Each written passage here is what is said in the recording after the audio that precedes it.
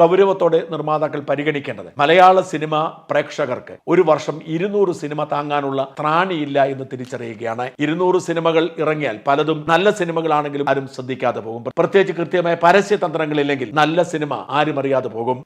എന്ന ഒന്നാന്തര സിനിമ വിജയിക്കാതെ പോയത്, ഉള്ളൊഴുക്കെ എന്ന അതിമനോഹരമായ സിനിമ വേണ്ടതുപോലെ വിജയിക്കാതെ പോയതൊക്കെ ഇതിന് ഉദാഹരണമാണ്. അതുകൊണ്ട് ഒരു വർഷം നിർമ്മിക്കുന്ന സിനിമയുടെ എണ്ണം ഇപ്പോഴത്തേതിന്റെ പകുതിയായെങ്കിലും വെട്ടിക്കുറച്ചുകൊണ്ട് വേണം തുടക്കമിടാൻ. 200 സിനിമ പോയിട്ട് 100 സിനിമയ്ക്ക് പോലും താങ്ങാനുള്ള കൽപ്പ് മലയാള സിനിമ വിപണിക്കില്ല. അതുകൊണ്ട് ഒരാൾ സിനിമ നിർമ്മിക്കാൻ വരുന്നെങ്കിൽ നിർമ്മാതാക്കളുടെ സംഘടന അതിൽ ഇടപെടുകയും അവർ അതിനൊരു സ്ക്രീനിംഗ് കമ്മിറ്റി ഉണ്ടാക്കുകയും ആ സ്ക്രീനിംഗ് കമ്മിറ്റി പാസ്സായാൽ മാത്രം സിനിമ നിർമ്മിക്കാൻ ചേംബർ അനുമതി കൊടുക്കുകയും ചെയ്താൽ പകുതി പ്രശ്നങ്ങൾ പരിഹരിക്കപ്പെടും. ഏതാണ്ട് 8-10 കോടി രൂപ വേണം മിനിമം ഒരു സിനിമ നിർമ്മിക്കാൻ. 8-10 കോടി മുടക്കി ഒരു നിർമ്മാതാവ് കുത്തുപാള എടുക്കുന്നതിനേക്കാൾ എത്രയോ നല്ലതാണ് അങ്ങനെ നിർമ്മിക്കാൻ തയ്യാറായി വരുന്ന 3-4 പേർ ഒരുമിച്ച് ചേർന്ന് ഒരു സിനിമ എടുക്കുന്നത്. അങ്ങനെ സിനിമ നിർമ്മിക്കാൻ തയ്യാറായി വരുന്നവർക്കൊക്കെ നിക്ഷേപിക്കാൻ അവസരം കൊടുക്കുക. ഒറ്റയ്ക്ക് ഒരാൾ തന്നെ സിനിമ നിർമ്മിക്കുന്നതിന് പകരം ഒന്നിലധികം പേർ ചേർന്ന് സിനിമ നിർമ്മിച്ചാൽ അവരുടെ ലാഭം കുറവാണെങ്കിലും നഷ്ടം ഒഴിവാക്കാൻ കഴിയും. അത്തരത്തിൽ സിനിമയിൽ ഒരു നിയന്ത്രണം ചേംബറിന്റെ നേതൃത്വത്തിൽ ഉണ്ടായാൽ സിനിമാ നിർമ്മാതാക്കളുടെ നഷ്ടം കുറയ്ക്കാൻ കഴിയും.